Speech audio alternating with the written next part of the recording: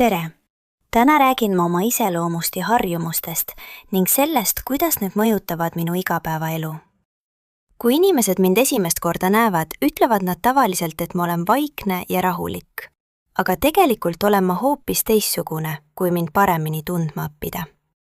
Ma olen inimene, kes vajab natuke aega, et uues olukorras kohaneda. Kui ma olen võõras seltskonnas, siis ma kuulan rohkem, kui räägin. See ei ole häbelikkus, vaid pigem soov mõista, millised inimesed minu ümber on. Kui ma tunnen end turvaliselt, muutun ma palju avatumaks ja jutukamaks. Mu sõbrad ütlevad sageli, sa oled alguses vaikne, aga hiljem ei saa sind enam pidama. Üks minu tugevamaid iseloomujooni on kannatlikkus. Ma ei ärritu kiiresti ja püüan alati mõelda enne, kui midagi ütlen. See aitab mind tööl ja kodus, sest ma suudan rahulikuks jääda ka siis, kui teised on pinges.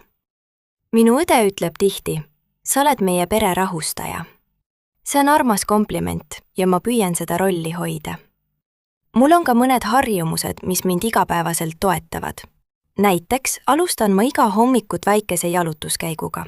See ei ole pikk jalutuskäik, võib-olla 10 minutit, aga see aitab mul päeva rahulikult alustada. Tunnen ma end kuidagi hajutatuna ja kiirustavana. Teine oluline harjumus on see, et ma kirjutan õhtuti üles 3 asja, mis mul päeva jooksul hästi läksid. See aitab mul märgata väikseid edusamme ja hoida positiivset mõtlemist. Mõnikord on need väga lihtsad asjad, näiteks sain töö õigeks ajaks valmis või tegin maitsva õhtusöögi. Aga vahel on ka suuremaid hetki, nagu sain uue projekti või keegi ütles mulle siira komplimendi.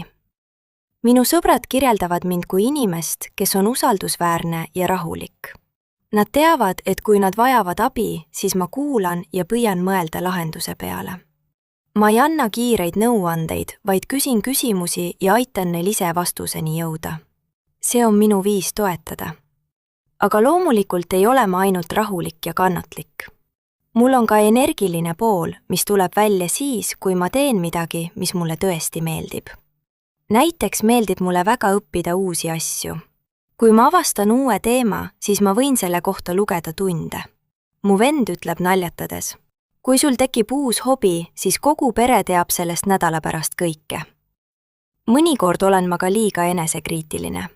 Kui ma teen vea, siis ma mõtlen selle peale liiga kaua. Aga ma õpin tasapisi, et vead on osa arengust ja et keegi ei oota täiuslikkust. See on minu jaoks oluline teema ja ma tegelen sellega teadlikult. Kokkuvõttes arvan ma, et minu iseloom on tasakaalukas segu rahust, uudishimust ja soovist areneda.